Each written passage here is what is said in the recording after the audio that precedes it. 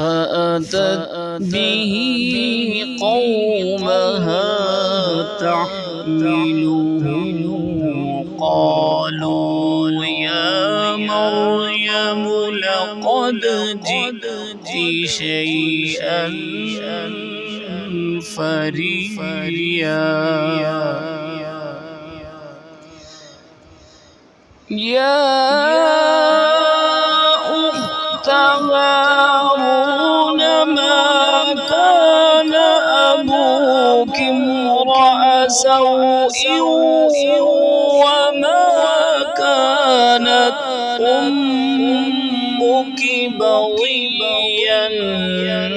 فأشارت إليه قالوا كيف نكلم من